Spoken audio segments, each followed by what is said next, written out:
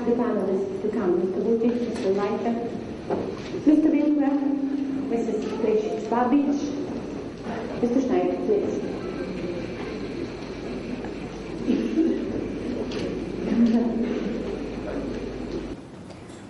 Well, I think that we can start while technical issues are continue to be solved. So again, good morning. We will now start with the work after those introductory speeches and of course after yesterday's discussion of the young people dealing in research of the security and giving us some different type of insight into the issue. We will follow the suit of these greetings of this morning. Actually, we will follow some of the ideas and thoughts of the Prime Minister, Mr. Dačić, regarding the Balkan being in the security terms a success story. Are we or aren't we not? That will, of course, be part of each and every discussion during this three-day conference, actually. But we will have here this morning an interesting group of people, not only diplomats, but also practitioners and researchers very well knowing the situation in the Balkans. So let me give you the opportunity to introduce with a few words each and every of them. I will start with Mr. Lajčak, Deputy Prime Minister and the Minister of Foreign Affairs of the Slovak government. As Tanja has said this morning, he is somebody that the region knows very well, and he knows the region very well. He served as a diplomat, but also he served as a special representative of the High Representative of the European Union for Foreign and Security Policy back in 2006 and again Bosnia. But nevertheless, he is still dealing with politics of the Balkans, following it very closely. So welcome to Belgrade again. The next to Mr. Lajčak is Deputy Prime Minister, the first Deputy Prime Minister of the Serbian government and the Minister of Defense, Mr. Aleksandar Vučić. Mr. Vučić also holds several other very important posts within the Serbian government. He is the Secretary General of the National Council for the Security, coordinator of the team for the fight against organized crime and corruption, as well as the coordinator of the services of the agencies here in Serbia. For a long time, Mr. Vučić is in politics since 90s. He was part of the government back in 98 to 2000. He is a lawyer by education, and thank you very much for being here with us to give us your insight from all of those positions regarding the Balkans today and tomorrow. Thank you very much. You made a single mistake, but I won't correct you now. Please correct me. No, correct me if I made a mistake. Thanks a lot. Okay, thank you very much. Mr. Jiří Schneider is coming from Czech Republic. Again, Deputy Minister of Foreign Affairs, for some long time researcher within the Prague Institute for the International Security Studies. But this very important part of his work is dealing with the issues which are closely connected with international politics and the international security, for which he was not only practitioner but also researcher for a long time, working within the Ministry of Foreign Affairs, doing the project management and analysis. Again, welcome to Belgrade. One of tough ladies from the Balkans and assets from a Balkan, Mrs. Ana Trišić-Babić. She is coming from Bosnia and Herzegovina. She is a Deputy Minister of Foreign Affairs for a long time now, but the most important and most recent post that she holds is a post of the coordinator of the team for a NATO integration, which is one of the maybe the most interesting things that we are going to discuss today, the Euro-Atlantic integration of some of the countries of the region. Mrs. Trišić-Babić also has the experience working with the NGO sector, but also working at the cabinet of the Prime Minister of Republika Srpska within the Republika Srpska. Again, welcome, Ana, to Belgrade. And last, of course, not least, somebody who is also very known here in the region, Ambassador Theodor Winkler. Ambassador is coming from the DCAF, Geneva Center for the Democratic Control of the Armed Forces, and he has been the director of the DCAF since 2000, if I'm not wrong. Very long experience dealing in the security issues, Department of the Defense of the Swiss government. Again, welcome to Belgrade. And if you don't mind, I will propose you to discuss around three big parts of the paradigm, the new security paradigm in the Balkans. The regional cooperation as such, Euro-Atlantic integration, and last but definitely not the last important, the issue of the impact of the crisis on the region and on the developments in the region. So let me start with Mr. Lajčak. Can you give us some of your thoughts, or share with us some of your thoughts regarding the past, present, and future of the regional cooperation in the Balkans? Do we have something new to offer? And can we now consider Balkanization to be a positive term? Please, Mr. Lajčak. Thank you. Thank you very much. It's a pleasure to be back in Belgrade. It's always a pleasure and it's always interesting to be back. And I'd like to start by answering an easier question about success, to which I can give an affirmative yes, which is the question about the Belgrade Security Forum. This definitely is a success. And it's incredible that it's in its second year only, it has turned into a valuable platform for discussions about all aspects of security policies, bringing together distinguished experts and generating ideas which are relevant not only for this region but also beyond. Congratulations. Now coming to the topic, I'll try to be more philosophical to set the framework for our discussion. And I have to start by saying that I don't feel comfortable with the word finally, because there is no final success, there is no definite state of affairs, and even a success requires hard work. Even success has to be not only achieved, but then defended, protected, and maintained. So there will never be a moment when we can say, we made it, now we can lean back and relax. So success is a process as well. Now, when we try to answer the question whether the Balkans is a success or not, I would say that the answer depends on the level of our ambitions. Is there a progress in terms of the political, economic systems, in terms of regional cooperation? Definitely yes. Does it mean that we have achieved our ultimate goals when it comes to the European and Euro-Atlantic integration? And the answer is no. There is certainly no time for complacency. We can say that the situation is good, but it's not good enough. We are not where we want to be. And this should be probably the point of departure also for our discussions. Not to spend too much time bragging about what has been achieved, but rather discussing about how to complete our journey. And here the most important word is reforms. The success for the region of the Balkans will be measured by the membership of all the countries of this region in the European Union and by the membership of all those who so wish in the NATO. In order to get there, we need to work hard, we need to work every day, we need to work patiently. What I suggest you to do is to be able to come to Brussels and to say, we have made this or that reform, we have adjusted this or that piece of legislation, we have implemented this or that measure. And the purpose of all these steps and all these measures is to bring our countries closer to the European Union. It will not work the other way around. European Union or NATO are not going to soften its criteria.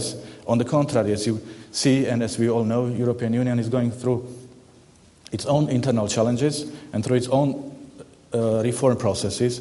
So the European Union you will be joining will be different from the European Union we know nowadays. And we still must not forget that the membership of the countries of the Balkans in the European Union is not a gift. It's something that should make European Union functioning even better, that should make the EU stronger and more efficient. We must not forget this. But the system works, and we've seen it, and we see it on the example of Croatia or Montenegro. Why these countries are successful? Because first they have set the priorities right. They have defined European integration as the number one priority. They manage to look forward rather than backwards, and they manage to turn their goals into reality, not by words but by deeds. And they manage to convince the members, all the members of the European Union, that they are serious. And the same goes for NATO. We have Albania and Croatia, which are in NATO. The processes, the technicalities are different, but the principles are the same, and the sets of values on which the European Union and NATO are built are the same. It will not help to complain that the European Union is not fair or the EU should do more for the region. We have to accept the reality that this is a complex process, that it's becoming even more complex than before, that the acquis are more complex and longer, they are more complicated. We have to admit that the European Union has become a moving target in a way, not because this is what the EU wants, but because European Union is going through its own integration, and it's redefining its structures and the way it functions. But still, we shall not forget, and I'm 100% convinced about the fact that there is no better perspective, no more positive perspective for the region of the Balkans than to become part of the European Union and part of the NATO, for, as I said, for all those who so wish. And for this, I do think that we have proper procedures and we have rules that should be respected. We don't need to change them.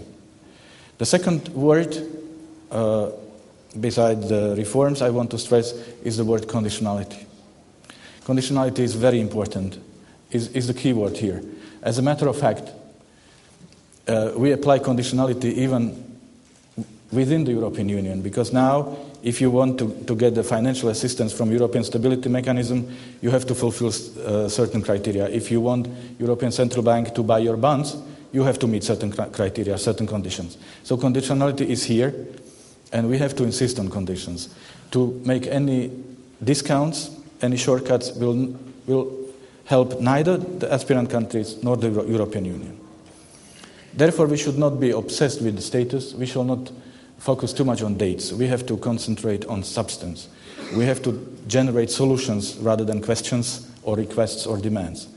We have to build the European reality in our countries.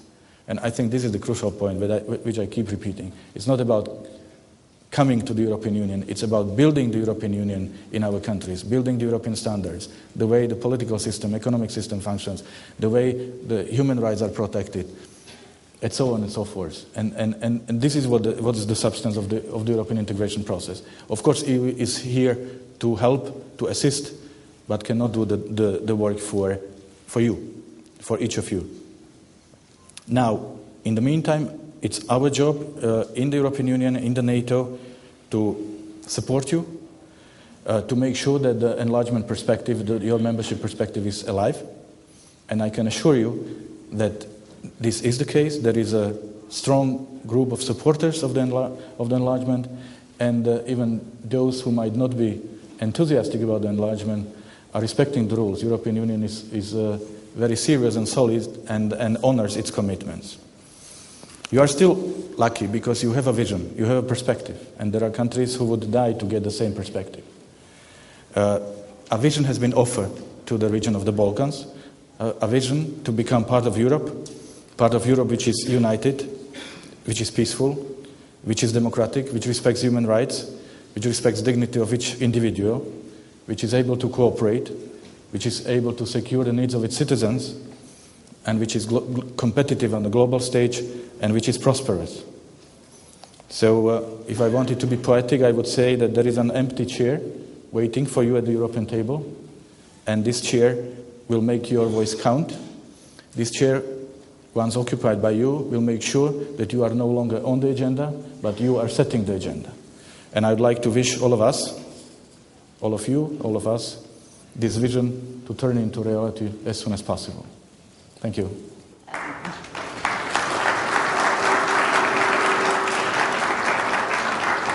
Thank you, Mr. Lajčak. It's always very good to be reminded that there are certain conditions, a lot of conditions, but also to have in mind the very fact which is important for the region. And that is that for the first time in the history of the region, we have the common goal of each and every of the regional country, and this is the European integration. But let me go back to the issues that we would like to explore more during that forum. And I would like to ask Minister Vučić regarding that. Does the pace in the European integration process jeopardize, or could it jeopardize the the cooperation of the countries of the region? The fact that the Croatia, as we heard, is entering the European Union, can it spoil the whole process of cooperation, especially in terms of the security?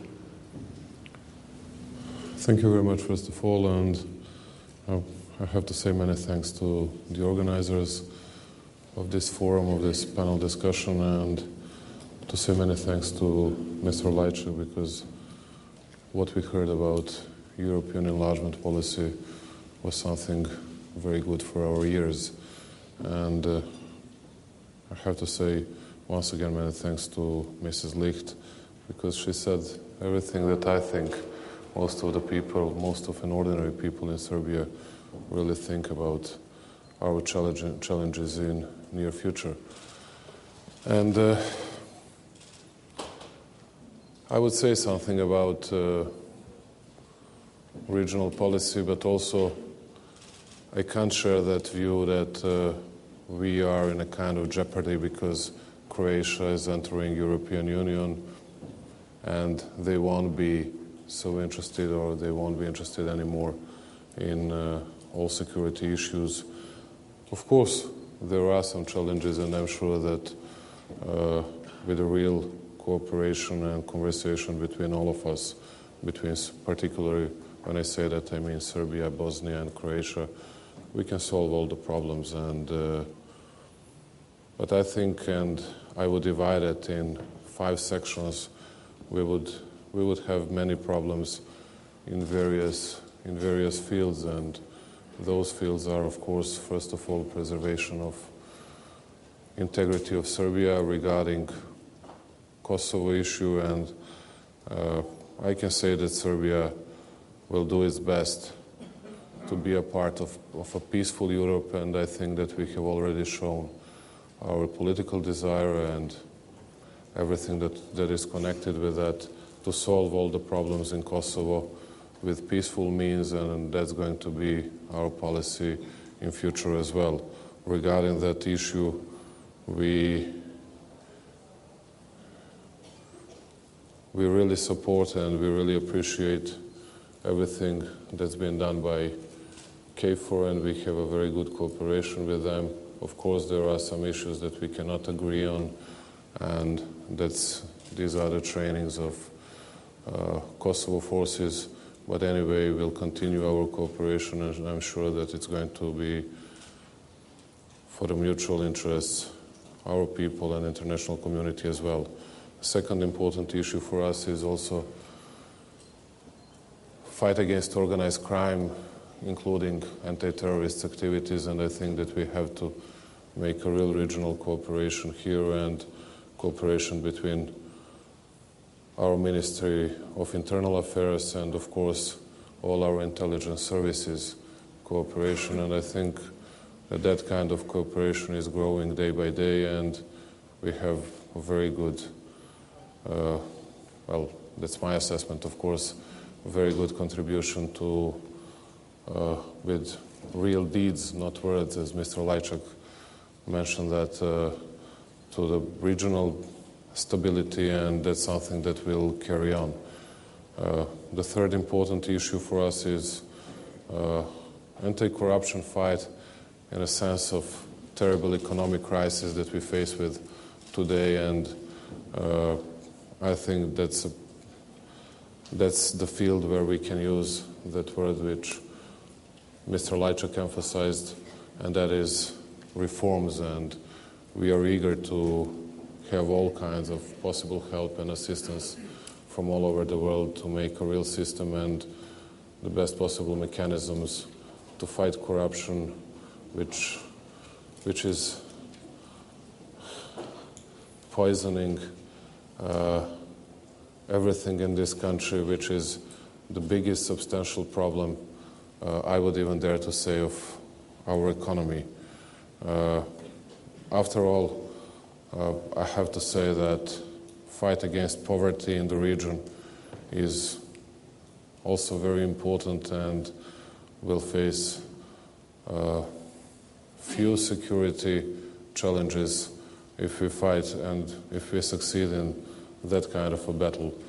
And of course there is something else, and I can say that we are not successful, but we are getting to some point where we would set our priorities, and I think that's a good news. And I prepared that because only a few sentences, and I'll be as brief as it is possible, about some agreements that we have already signed, and these are examples of security cooperation between Serbia and the EU, and I think it's very important for our country to continue with that. And it's also very important for us to know that we are the part of the world, we are the part of the region, and we need to match our priorities with the priorities of all the others that are surrounding us and with all the others in the prosperous world. The concrete security cooperation between Serbia and the EU has started with the signing of two important agreements in the field of security and defense policy. Agreement on establishing the framework for the participation of the Republic of Serbia in the EU crisis management operations and the agreement on security procedures for exchanging and protecting classified information. Both agreements have entered into force on the 1st of August 2012. During 2012, two representatives of the Ministry of Defense and the Serbian Armed Forces took part in the operations of EUTM Somalia and EUNAVFOR Atalanta Somalia. The participation of the Ministry of Defense in the EU missions is an indicator of the political will and readiness of our country and the army to participate in the most complex tasks in confronting contemporary security challenges. I have to say that I think today or tomorrow our Parliament will ratify everything that we did with our cooperation with the United Nations on all important issues with multinational units and our engagement in those units. Our goal is to contribute to the regional, European and global security in close cooperation with our partners from the EU. The Republic of Serbia is committed to building of trust and strengthening the security in the region of the Southeast Europe through exchange of experiences and information. As a full member, Serbia is actively participating in the work of the Defense Ministerial Process, CEE, and this year Serbia has observer status within the multinational Peace Force Southeastern Europe. Serbia will host a meeting of defense ministers of SEDEM in 2013 and a meeting at the level of Deputy Chiefs of Staff SEDEM 2014. I would say that Serbia achieves primarily the regional cooperation in the field of security policy. Serbia achieves primarily through the Partnership for Peace program, and among the activities within this Partnership for Peace program, particularly important role belongs to the mechanism of cooperation through IPP plan. This plan presents the level of cooperation with NATO within the Partnership for Peace program, which does not prejudge the alliance membership. You know that we have the decision of our Parliament declaration, resolution of our Parliament that we are military neutral country. The activities which are undertaken within the development of this plan are in line with our commitment to participate in an active manner in the Partnership for Peace program, which is not contrary to the policy of military neutrality of the Republic of Serbia. And after all, I have to say that all Western Balkans countries have the interest in creating stable, secure and prosperous region. This is our common goal, and we will continue to work persistently on its accomplishment. And I would say at the end that of course it's not going to be easy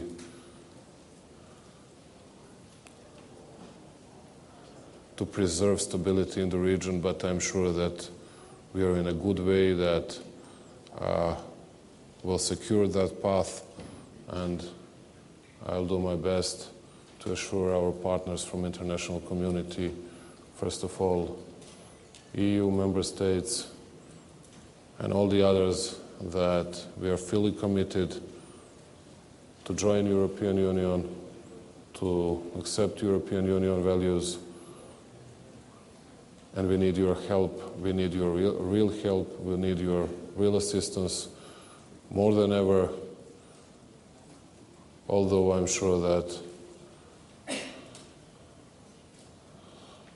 many countries are not even able, but many countries are not ready to help us as they did in the past. I'm sure that we'll get that support, will that get help, will that assistance, and it would be of the greatest significance for our country, and we hope that we'll meet those things very soon. Thank you very much once again, and sorry that it took so much time from you.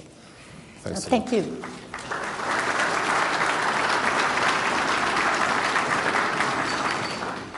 Thank you, Mr. Vučić, for sharing with all of us the successes in terms of the security cooperation, especially in the region, and in terms of the cooperation with both the EU and the UN, with the standby arrangement. We all wait this document to be ratified in the Assembly. But we will continue discussion of the insights in terms of the cooperation in the region. And I would like to ask Mrs. Trišić-Babić to give us her thoughts and views, having experience working within the Ministry of Foreign Affairs of Bosnia and Herzegovina, and now focusing on one of the particular aspects of integration process, which is not common, as we can hear from Mr. Vučić, for all countries of the region. So now we would like to discuss a little bit about the Euro-Atlantic integration. So what actually your team is doing, and how do you see that will be both supported and help the regional cooperation? So please. I'm very glad to be here, and Belgrade Security Forum is something that we really need here in the region, and I do hope and I really do believe that next year this forum even will organize more panels, but this is really extraordinary what I saw yesterday and today here. I would shortly also just, although I don't like to talk about the past and where we were, where are we now, but it's good always to mention where we were 20 years ago, not with our wish, but happened what happened. But in 20 years, really, the whole region passed, let's say, through nightmare, especially the generation who lived in that time.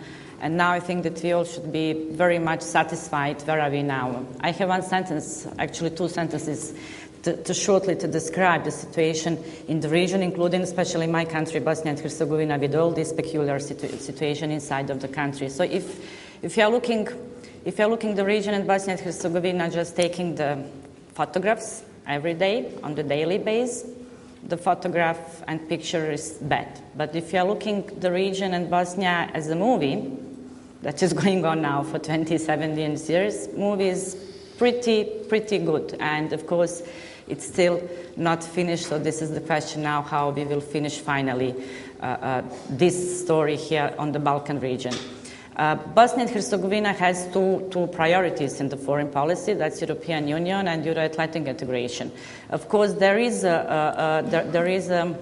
but this is because of still not understanding that there is the very strong position of the Republika Srpska that to be the full member of the NATO, Republika Srpska will ask for a referendum. But I will always say we are so far from that moment when we will maybe be able to be the full member and really to join the NATO. But the most important thing is that we have tools in Bosnia and Herzegovina, as well Serbia has, first through Partnership for Peace, and now Bosnia and Herzegovina got this map.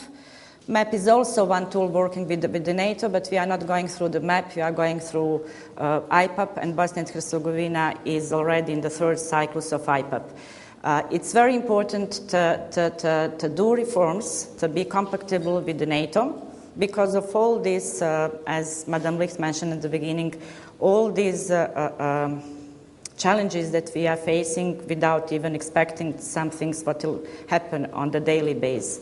I think that the security issue on the Balkan region and why it's very much important that we all have tools with either NATO or common European defense, but we need to have because of the European Union, is exactly because of this new threat security. So it's not a question anymore here in the region with us some new conventional threats. It's not going to happen here in the region, but we are very, very faced with this, having on mind what's happening on the Northern Africa, uprising of the Arab Spring, and there is something what I really like to mention very, very often, and there is something that we will really need to open this story here in our region. It's demography problems that we will be faced.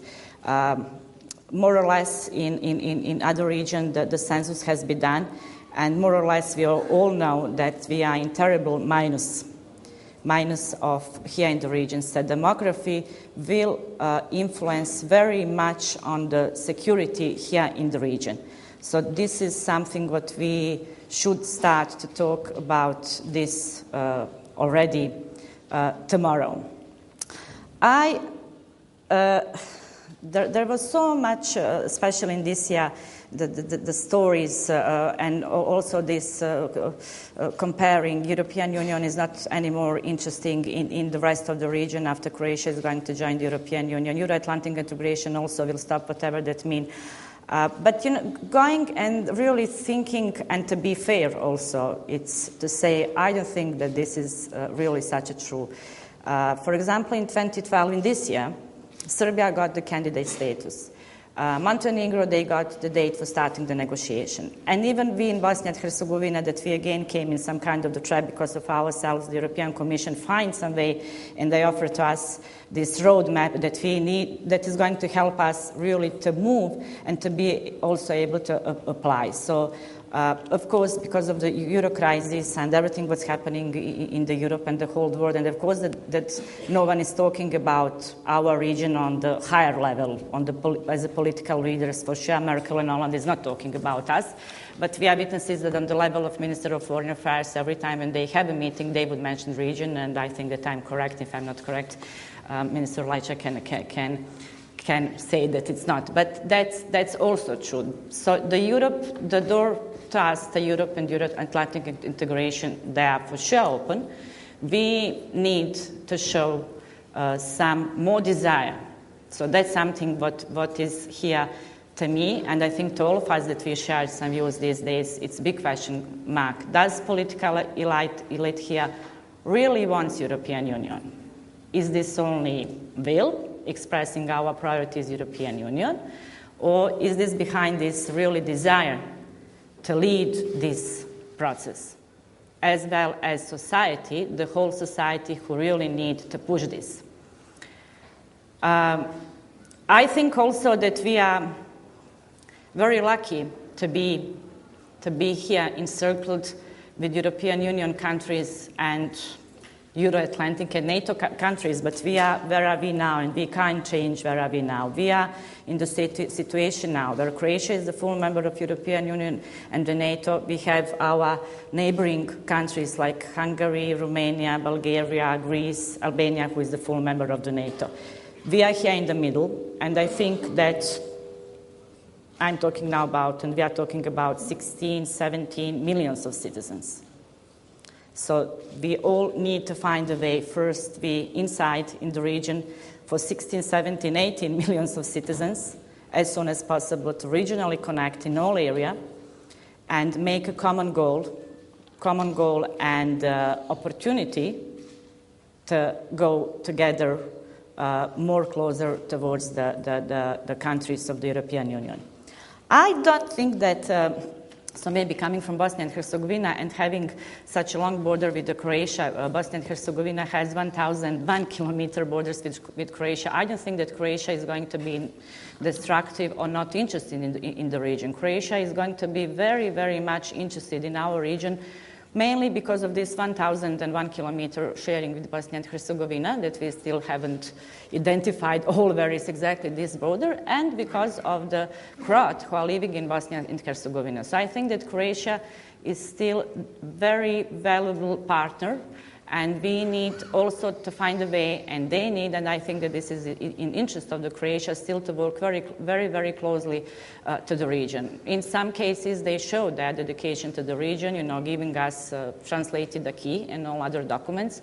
So I would think in this regional cooperation very much on Croatia as a very, very valuable partner. In this situation, where are we now? Where are we now in the region? I think that one of good approach from us and towards us would be regional cooperation through all these regional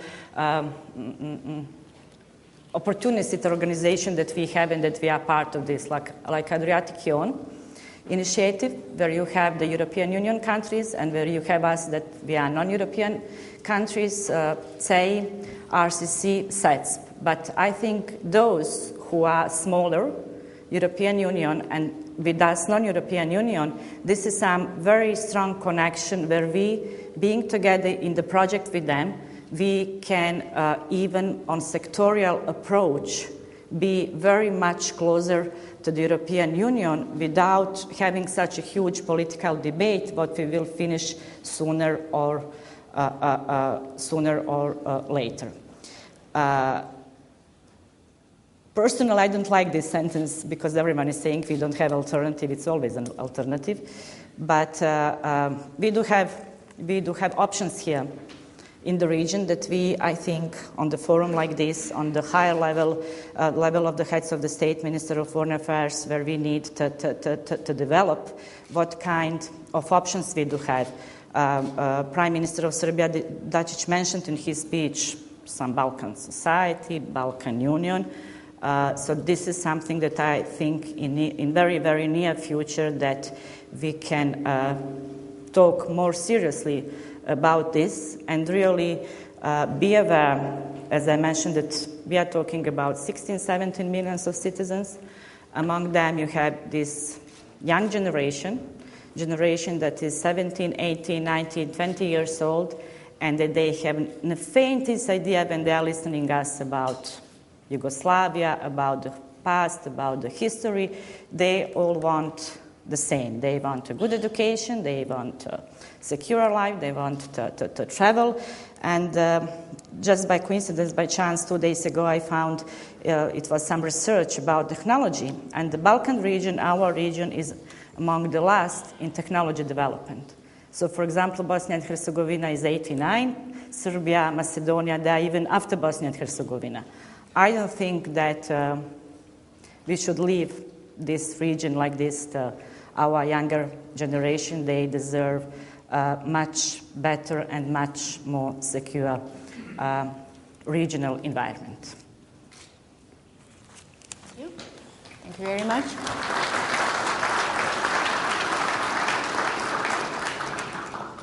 Thank you for your insight. Mr. Schneider, I would like to continue in that respect to speak about the new security challenges, but also the need and, of course, your assessment of the regional cooperation within the Balkans, especially having experience in observing of Visegrad cooperation, which is the type that we very often mention as something that we would like to have, not once when we are all in the European Union, but even before that. So if you'd like to share this with us, please. Thank you. Thank you for having me and invited me, and this is a great opportunity. I'm always glad to be back here in Belgrade. It's, as you said, Visegrad from the regional cooperation models in Europe, I think is probably the best model, if there is a model. And it's closer, I would say, to the region, and structurally it's closer than, for example, Baltic or Nordic cooperation or Benelux for that purpose.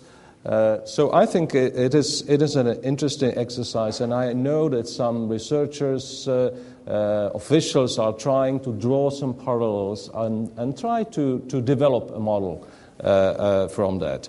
Certainly there is a lesson which has to be learned from this. One lesson is that, and we had a very heated debate in the 90s, whether Visegrad cooperation is something we want for ourselves, or is it imposed from outside simply because EU and NATO want us in a group and not as individual states. And we have learned throughout the years that there is a merit for the cooperation in itself. And I think this is something I would like to stress. There was a lot of talk about putting European Union or integration as a priority for the country. I think what is important is if national priorities and European integration coincide. In that case, the country has an attitude and determination to achieve it. If the European integration is perceived as something which is not exactly coinciding with the national aspirations of the country, then there is a problem. So it should be, it shouldn't be juxtaposed, national and European aspiration, and that's very important. Of course, I had also a trouble as Minister Lajčak with the word "finally," because I don't think we can say there is a final success story. Of course, there is a huge progress, and we see the difference, but there will be a never achieved something which we can consider as achieved and which cannot backlash or fail. Of course, I have a vision, and I think you all have a vision that all Western Balkan countries will be stable and prosperous in future, and we have to cooperate on that. You raised the question whether this individual approach, and you just mentioned the progress last year. I mean, Croatia, Montenegro, Serbia, all countries have made additional steps.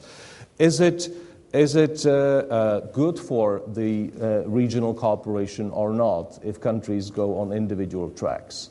I would argue that if they wouldn't go on individual tracks, it would create regional tensions.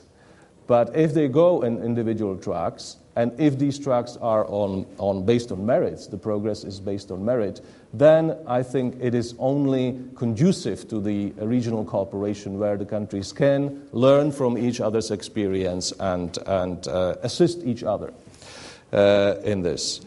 But our main lesson is that Visegrad is not only the tool was not a tool to achieve the membership only, but it has its own benefits.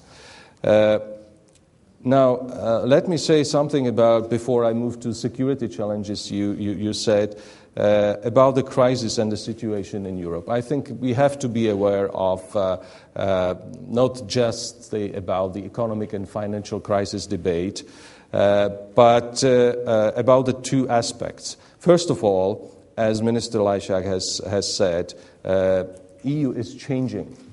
And I understand fully the frustration that you're aiming at the moving target.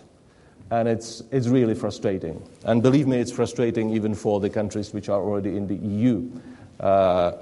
Some are in the Eurozone, like Slovakia, some are not. I mean, there are differences, and it could be frustrating.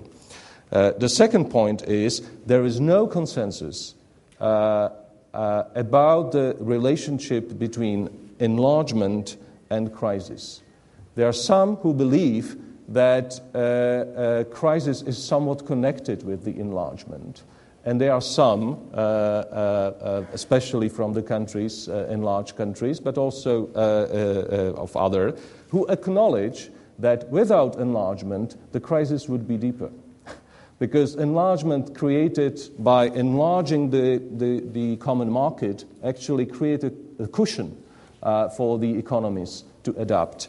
And I think we have to be aware about this debate and the debate which actually results in positive assessment of enlargement inside the European Union and its benefits for the existing member states hasn't been,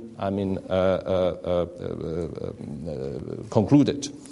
And your voice is also important, and your economic interests are important. We are talking about transition. Our countries are changing, transforming. We are in transition still.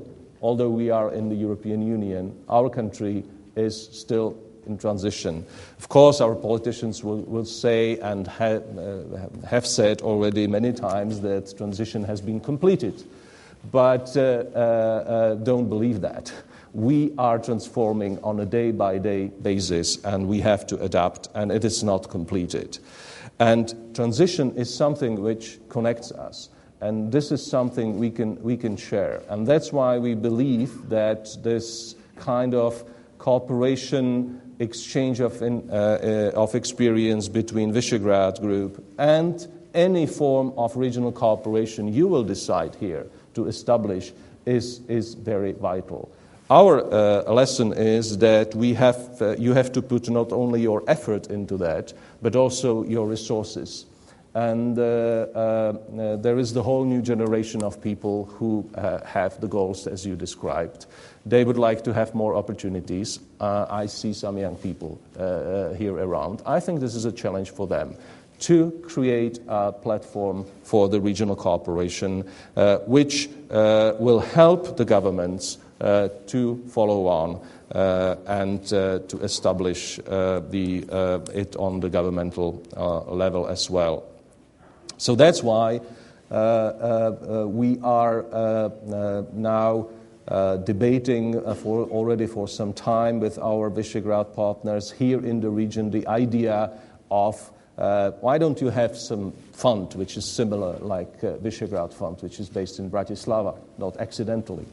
Why don't you have something of you own? You have ownership of it, and it is not imposed from outside. It is not a condition given by anyone from outside, and which will have a benefit for the region, and believe me, will be assessed and appreciated very much from outside.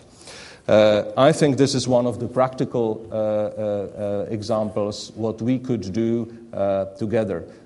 Of course, it could include the elements which are related to security challenges. It could include the practical cooperation in security sector reform, crisis management, and things like that. And it might create an atmosphere of trust, more trust, which is needed, especially in the security sector, among the players in the region. And I listened carefully to what the Prime Minister and the Deputy Prime Minister said about the regional cooperation. I think it fits exactly into this picture, the cooperation and the building of confidence, also in this very important area, which brings benefits to the people of the region.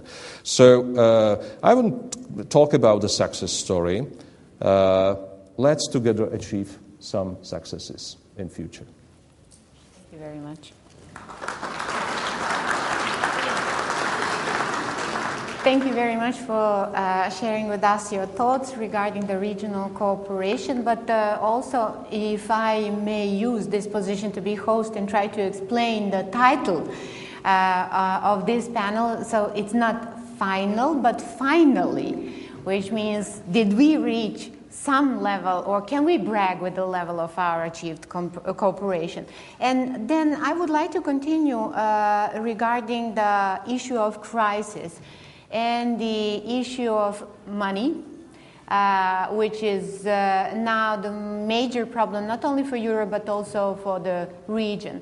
And I would like to ask Ambassador Winkler to give his thoughts regarding the influence of the crisis, global economic crisis and the euro crisis on not only the regional cooperation, but also reform process, especially in terms of the security. Well, with great pleasure. So not every Swiss is a banker. No, Ministers, Your Excellencies, ladies and gentlemen, it is a joy and a pleasure and a privilege to be able to address in this panel this important forum. The question is, has progress been achieved? And I think this is undoubtedly the case. If one looks at this region today and compares it to its past, much progress has been achieved. I would also argue that this region is stable. It is surprisingly stable. Given precisely the question that was addressed to me, the problems posed, for instance, by the global economic crisis and particularly by the crisis of the Euro region. Change needs positive incentives. There needs to be a price that is attainable at the end of the road. European integration has encountered many problems in recent years for which it is struggling to find its way. But it has not diminished as a perspective in its political sense and in its security implication and in its overall impact. And I believe this is recognized also here in this region. It might be that things are more difficult, it might be that time maybe more of it may be needed, but the objective as such, I think, shouldn't be changed and cannot be changed, because it's the only way forward. And I'm impressed by the ability of the region to withstand, on top of the multiple problems of change, the impact that has been coming to this place through economic challenges. Stability, I think, is here.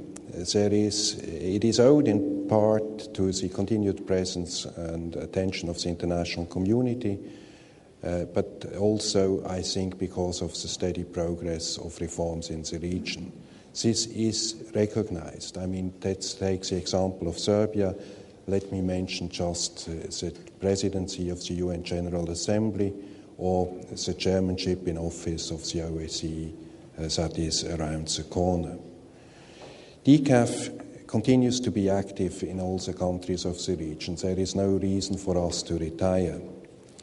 The job hasn't been done. It will never be done. I share what my predecessors on this rostrum said. It is a daily work that is going to be with us for a long time to come. Our goal is to support the region in reforming its security institutions and in achieving democratic security sector governance.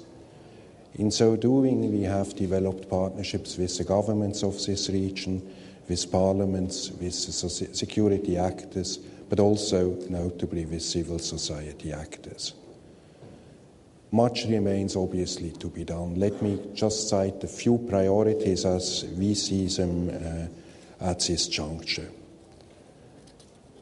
In spite the first priority, in spite of the multiple problems, regional cooperation, including amongst the security sector, particularly I'm inclined to say about amongst the security sectors, remains crucial. Cooperation is ultimately closely linked to reconciliation, and reconciliation is a key precondition for stability and security in the region. Cooperation needs, however, also to be practical. International organized crime, illegal migration, fundamentalist tendencies, many things combine with an economic difficult situation to create new challenges. If we look what has been achieved then in the past, then we are impressed. We see regular meetings about security sector officials, police, border police in particular at all levels. We see soldiers training together for peacekeeping operations. we see a joint debate and development of the region's security sector in front of an unruly world. This will continue because there are new challenges. Let me just cite cyber as one example. It doesn't stop as a problem at the border of any country, be it in the European Union or not, or on its way, or be it in whatever other situation. Joint action will be needed. And joint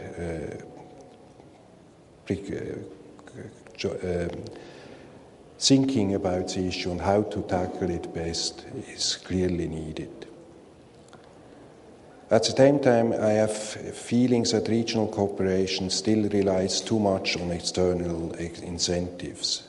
These incentives are important, but I believe that the region itself can and will move stronger to the forefront itself.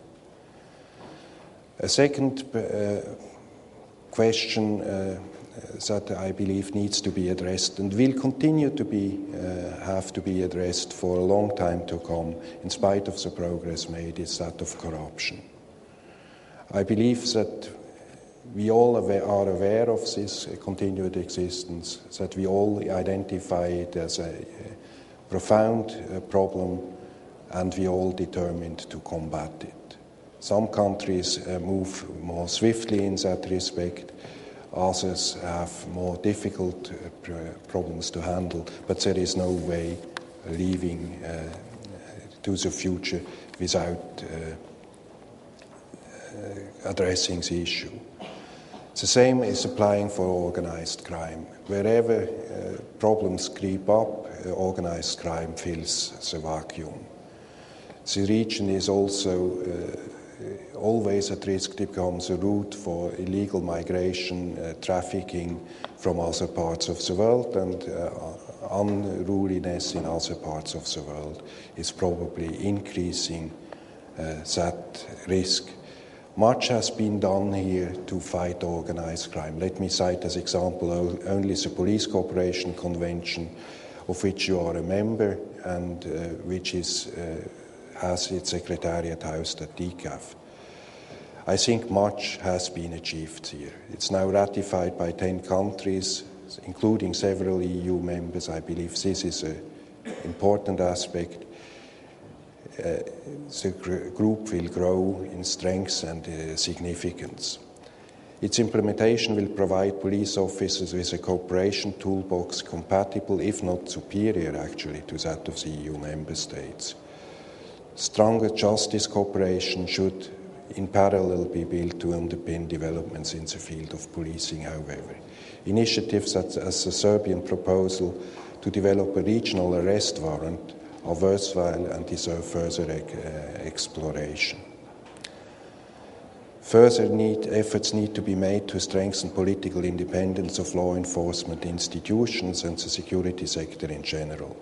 Also, more should be done to build the capacity of law enforcement officials, not only through externally funded programs, but also by improving the region's own training and education systems. Finally, and most importantly, I believe that civil society should be allowed and invited to play a stronger role in the field of security policy in this region. There should be more public dialogue and discussions on security sector reform to ensure that security policy is transparent and addresses the real needs of the public. This is not an exhaustive, the few points I made, list of priorities. There are many more, and not only in the area of security sector. But I hope that you agree that addressing these priorities is crucial for the region's continued transition and increasing stability. Let me close by saying what DCAF contributes to support to the region. We provide advice for the development of strategies and policies to strengthen the democratic governance of the security sector. We continue to facilitate implementation of the Police Convention. We work closely with border and other police, regular police, at the regional level. We work with Parliament on the awareness and of them and on their oversight function, and we continue to work with the civil sector. DCAF is, in short, determined to be a partner of yours. We know that you are in situations that is not terribly easy. We feel that you work hard to come out of that, and if you need somebody who is helping you in a totally neutral and impartial way, we are happy to fill that job. I think this region can be proud of where it is, so the road remains difficult for all of us, not only in this region. Thank you very much. Yes, I think that we at the region, we are all aware of the role of the DCAF in the reforms, especially in the security process. Now it's time for you to ask questions, have a comments, give your insights. I would like you just to raise your hand, and if we can agree on up to 3 minutes comment and questions in order to have as many questions as possible. So the first one is over there, Deputy Minister of Defense from Bulgaria, Augustina Cvetkova. The microphone over there, first row.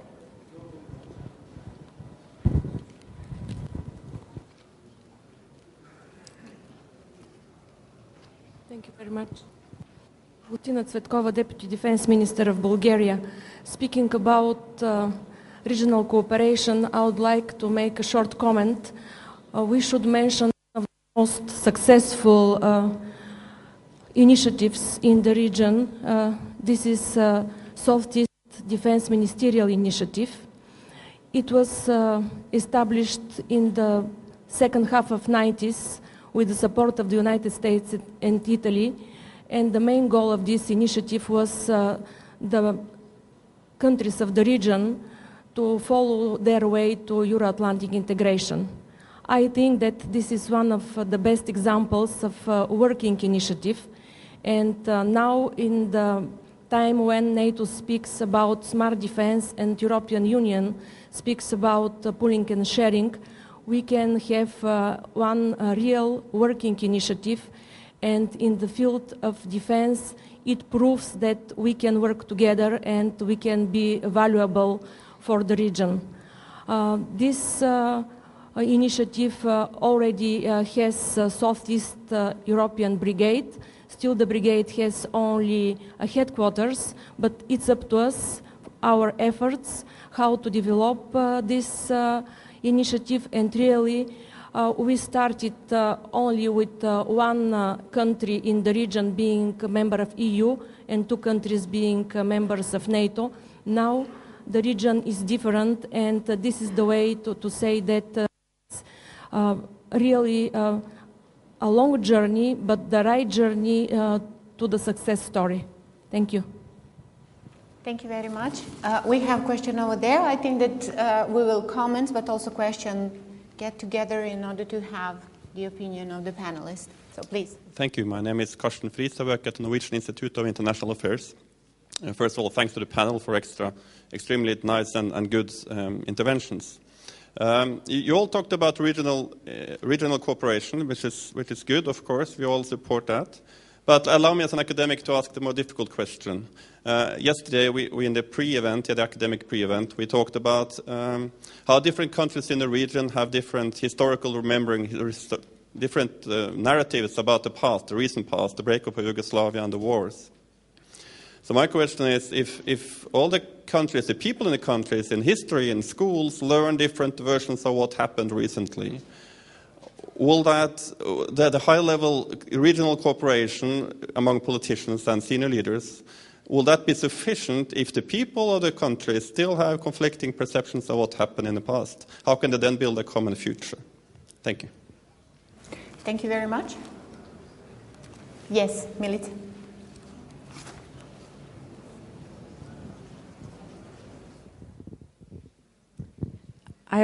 Milica Uvalić, University of Perugia.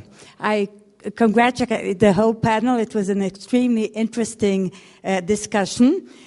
Something that was not mentioned in reference to the Visegrad countries and comparing it to the Balkans, of course, regional cooperation is extremely important for the Balkan countries, but EU conditionality towards the Western Balkans has been very different with respect to the Visegrad countries. At the time when, after the fall of the Berlin Wall, the Central East European countries declared they wanted to enter the European Union as soon as possible, and there was no strong conditionality regarding their entry into the European Union. For the Western Balkans, on the contrary, there are two additional very important conditions. One regards precisely regional cooperation, and the other regards international agreements. So somehow, of course, the Visegrad agreement and the Visegrad cooperation is extremely useful for the Balkans, but we must forget that the EU policies have been very different and much, much stricter towards the Balkans than towards the Central East European countries. Thank you very much. Yes?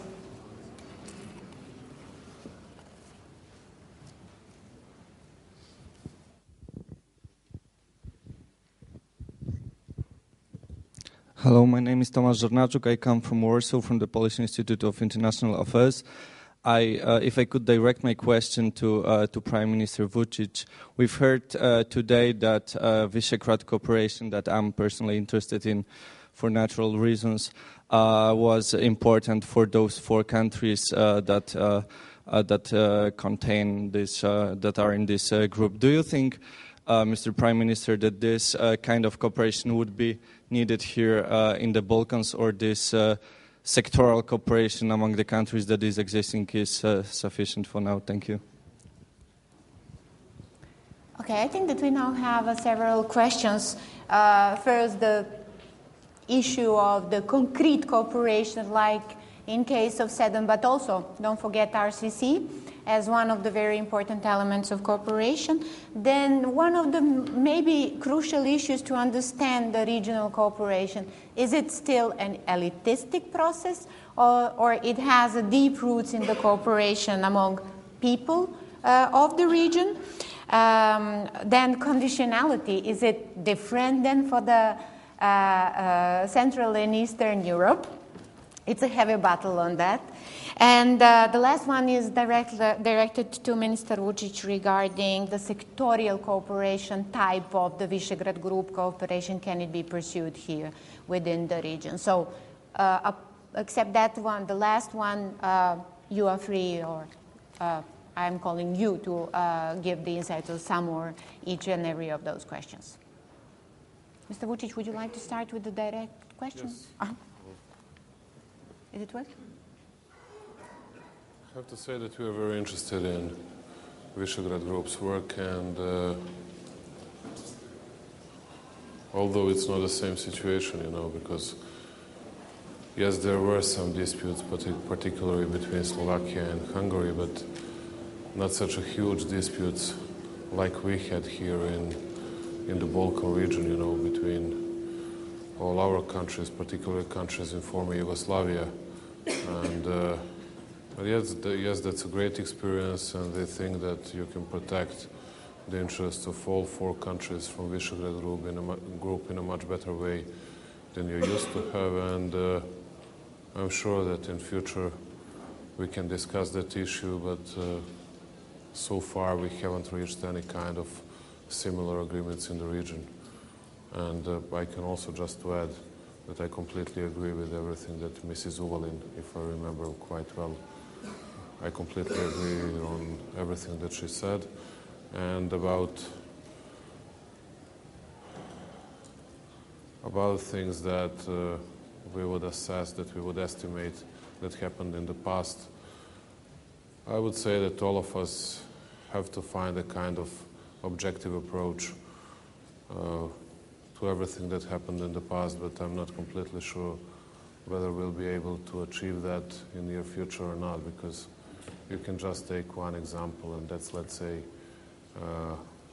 Croatian action storm, and you'll see completely different views from Croatian and from Serbian side, and no one can convince me that someone will be able to overcome that in next few years at least. But anyway, I hope that we need to discuss all the important issues, not to hide things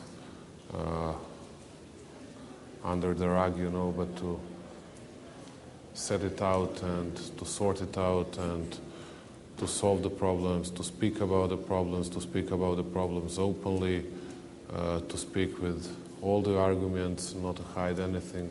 And I think that after all, we'll get closer to the real truth, and I can agree with you that only after that we'll be able to achieve a real reconciliation in the region. Thank you very much. Mr. Lajčak, Mr. Schneider, some insight on the conditionality. Is there a difference, or are we different? I'll start with the first question about different perception of the past and being a problem eventually for achieving common future. I would say there is no drama in the fact that we might view some historical events differently. And even in our part of the world, in Central Europe, which has been part of the same history, you will not find the same interpretation of historical facts in the history books in Poland, in Slovakia, or in Hungary. It's probably only between Czech Republic and Slovakia that we have the same interpretation. Nonetheless, it's no drama, provided we understand that history is for historians, and the politicians have the responsibility for the future. What is a problem is that if we build a segregation based on history, if we have different communities, different issues, and we don't talk about it, if we have elements like two schools under one roof in Bosnia and Herzegovina, this is the continuation of history which decreases the level of understanding of the citizens of the same country. We have worrying examples of the same model in Macedonia as well. So let's talk about the differences, but we will never achieve the future we want to achieve if we will be looking backwards and if we will be building it on the different interpretation of the history. So try to understand the difference and ask the professionals to come up with the common interpretation. And that's exactly what we are doing with Hungary, for example. And we have agreed that it's not for the politicians to deal with our history, but it's the responsibility of the politicians to make the life of our citizens better. And I think this should be the approach. With regard to conditionality, I think I tried to address this issue. Yes, European Union is an evolving organism, and I even said it's a moving target because we are facing the realities and challenges of today's world. Our countries were joining the EU of 15. You are about to join the European Union of 27, 28. And it still has to remain efficient, functional. So obviously the requirements are changing. EU has learned from previous mistakes or learned from things that were overlooked during the previous rounds of enlargement. And this is still okay. What is not okay is that if we are trying to use the enlargement process to bring in additional conditions which have nothing to do with European standards. If we are asking the countries of this region to do something in the name of European integration, knowing that this is not related to European acquis. If we are asking one country to centralize the police and the other country to decentralize the police and saying this both in the name of European integration, then of course we are compromising the European idea because you know extremely well what is European standards, what is European acquis and what is not. So we are all living in a real world. European Union is trying to get through the current problems and crisis stronger than before. And we are honoring our commitments about enlargement, but definitely we want to make sure that even the EU of 32, 33 will be equally strong and efficient. So this is how we should understand that. Thanks. Yes, Mr. Schneider, please. First of all, the question of is it elitist or people to people? Of course, we have had various interpretation of Visegrad cooperation inside and in various periods. For some people, it was a tool to get the group into EU and NATO. For some, it was a tool of regional cooperation. For some, it was just the free trade area. It started like a Central European free trade area. I mean, Visegrad was basically coinciding with that. So, of course, what you put in it, it's there. And we had various debates about it. But once we established a fund which is now available for anyone to get grants, then it is shaped by those who ask for grants. And it was interesting that there was a demand. So just test it. If there is a demand from the civil society, from teachers, and this is my bridge to the history, it might be a very interesting project, regional project, a conference of history teachers, for example. But make no mistake, we have our own different interpretations, different narratives, even among Czechs and Slovaks, although it's very, very close. And by the way, there was an interesting exercise. The Visegrad organized a conference which was called "My Hero, Your Enemy," which was exactly about this, conflicting perceptions.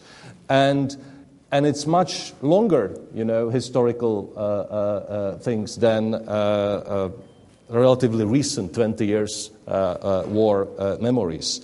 So it's difficult. Of course, we have our own different history narratives with Germans.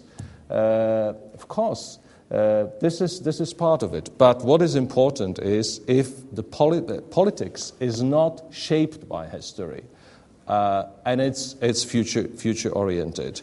That's important. Conditionality, of course, we have a different conditionality at the time. European Union at the time was ready to embrace the newcomers, although it took 8 years from the application to the 8 years at the time. Now it's much tougher, and even I would say arithmetically, you have now twice more national parliaments to ratify. It makes it more difficult, by definition, not speaking about other issues. And last point is I'm grateful for this example of how regional cooperation can actually be redefined in new conditions, originally as a lobby group, advocacy group for countries, and now debating pooling and sharing. This is exactly what we have done in Visegrad. The last GlobSec was mentioned, we presented a study which was done by Visegrad countries, and we are also trying to learn from other models, from the Nordic model. So we try to develop something like Stoltenberg report, which actually shaped the Nordic cooperation for the Visegrad. Of course, what we found out, there's more limits than opportunities, but still we are trying to use this as a practical format for solving issues which are very practical to our defense policies, how to pool and share our capabilities in the security area. So it's a very practical tool if all participants are willing to use it, use regional cooperation as it. Thank you. Thank you very much, Mr. Schneider. Mr.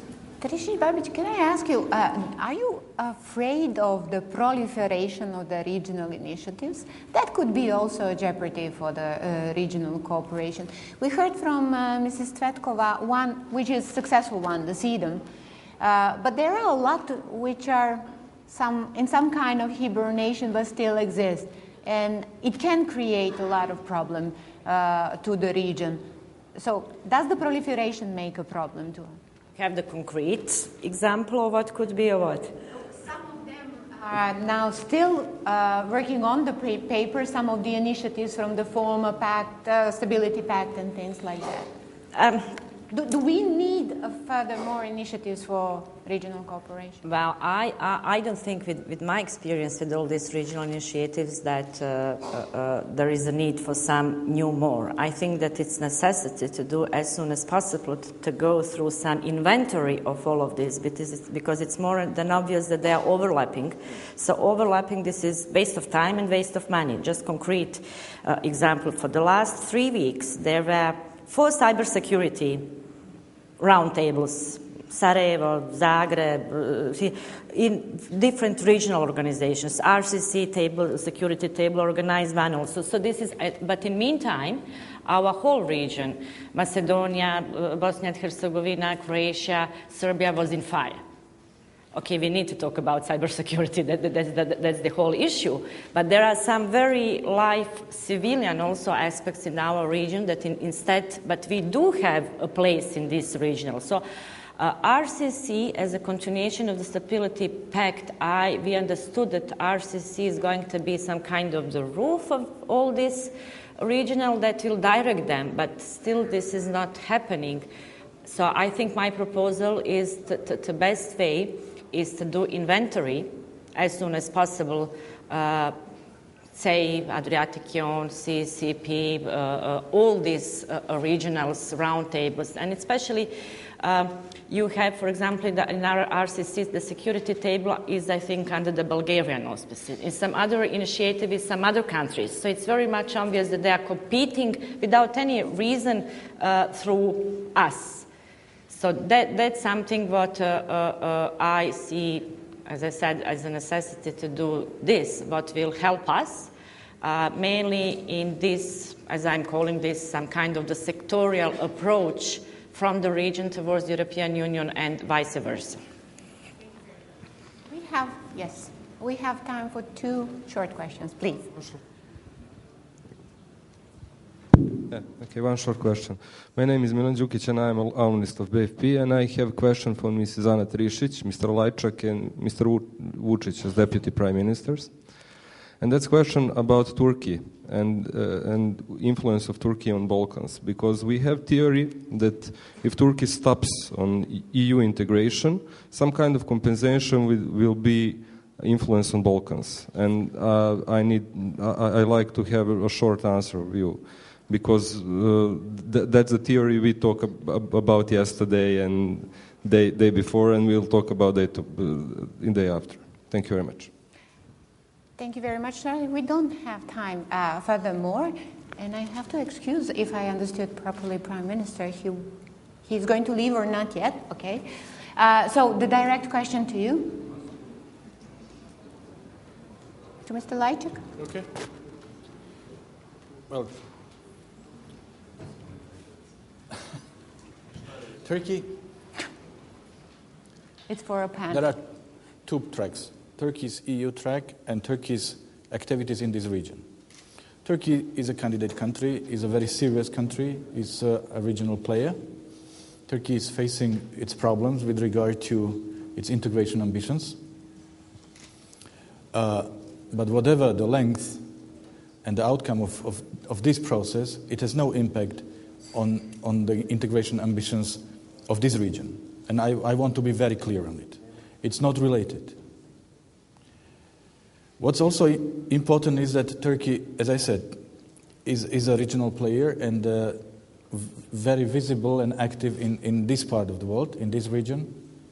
And here it's important that Turkey promotes the same ideas as the European Union promotes. Because there is always an alternative, but there is no better alternative for this region than the European integration. And Turkey and the European Union are certainly not competitors in the Balkans. And whatever instruments, whatever influence Turkey has, we will only appreciate if it will contribute to the success of the European integration of the Western Balkans. I know that there are a lot, yes, okay. No doubt about the Turkey, how Turkey is important, how Turkey is big, and the economy of the Turkey, and of course that we need connection. We have the history connection. We can easily find the word, but towards the European Union integration and towards any assistance in the region, especially concerning Bosnia and Herzegovina, Turkey.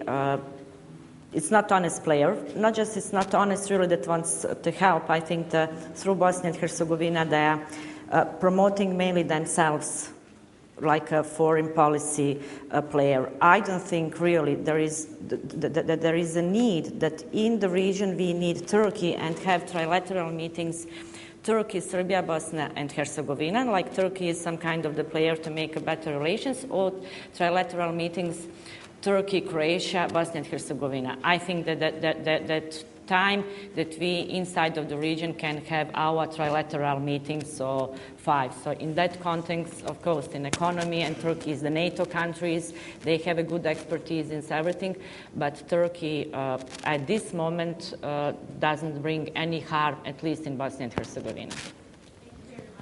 That is a very good start of the conference. I'm sure it's going to be fruitful because I left so many people without possibility to raise the questions, but I have a special treat for you. Last week, or in fact this week, we had some new arrivals in Serbia and in Belgrade as the representatives of some of the very important countries, not only from the European Union, but also from around the world. And today with us we have actually the first public appearance of the newly arrived U.S. ambassador in Serbia, His Excellency Michael Kirby. And I think that he will be so kind to address us, but before that I would like to introduce Mr. Kirby, if that's possible.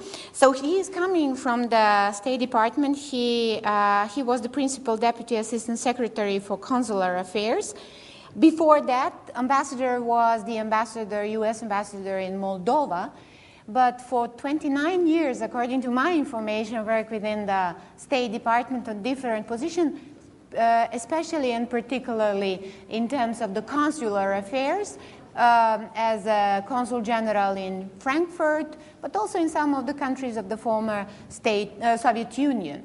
I would like to use that opportunity to give the possibility for Mr. Kirby to give us his insight, the first feeling of the regional cooperation in the region that he is now welcome to, and of course regarding the cooperation between Serbia and the United States particularly. I think that they will give you the possibility to talk like this. So, Ambassador, the floor is yours.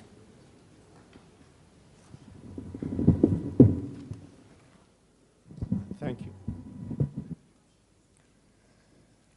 Thank you very much.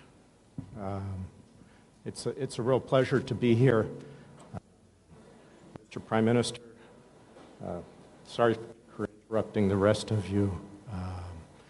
It's a pleasure to be here, and I have to say, in terms of cooperation, it is for the United States amazing the greeting I had here.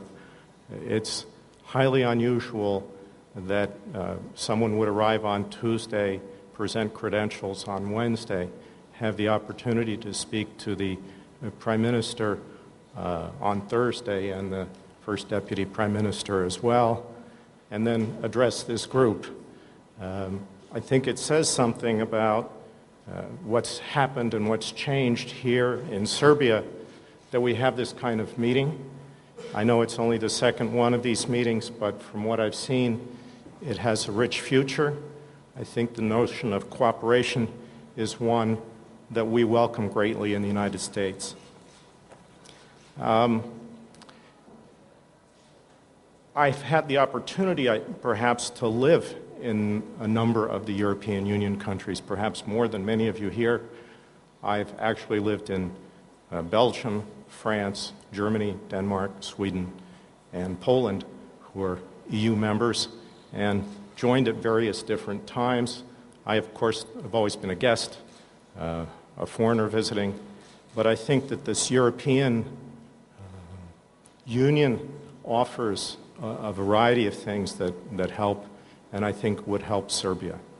I think the notion of the kind of changes that we're talking about, whether they're in military aspects, a number of the countries that joined in the round of 10 with Poland and the Czech Republic and Slovakia saw the route of NATO first and then joining the EU. I think we've seen other examples where that's not necessary. But I also think that the economic prosperity it's brought would be very welcome here in Serbia. Yesterday, I had the opportunity to talk to the Prime Minister about the European future. He assured me that that's definitely where they would like to go. It's a difficult road, we know that. It's not just that the chapters have changed, but as our Czech and Slovak colleagues have mentioned, the EU itself is changing. It's a growing dynamic, and frankly, with the economic difficulties in Europe, there are issues to consolidate there. I'd also like to mention PFP and a whole variety of things that we've done in this part of the world. It is really interesting to see in the past years how our cooperation with Serbia has grown. Certainly to none of you, the history is unknown, but look at the cooperation the United States and Serbia have now in the military realm. I have in here a whole stack of names of how we've progressed over the years, worked together, worked not necessarily together, but now we have a huge and robust military-to-military dialogue that it is, I think, for many of us looking back 20 years, it would have been difficult to understand how the change has come. Look at Serbia now as an exporter of stability rather than Serbia being an importer of stability. That is a remarkable change, hugely welcome. I don't want to take too much time because I'm brand new. I came to listen, to hear, but I'm pleased to be here. The United States feels very welcome here. We look forward to working with our Serbian partners as they move forward to European integration, whatever those various acquis are. We know that there are some difficult steps with Pristina to be taken in order to get there, but I think that those will happen. I'm an optimist. I'm new to the region, of course, so I have heard that optimism doesn't always run hugely deeply here. But before I conclude, what I would also like to do is thank Sonja Licht, thank Maja Bobic, Sonja Stanojević, and I'd also like to just make the final comment that yesterday when I came here and took a look around, I have to say that the face of security dialogue here is changing. I sat next to the Bulgarian Deputy Minister of Defense. I see a lot of women up here. I have to say that certainly with Secretary Clinton, that is very welcome. In the United States, that is welcome. It would be interesting to see how women being engaged in security changes that dynamic. So thank you for allowing me to interrupt, and thank you for welcoming me so warmly to Serbia.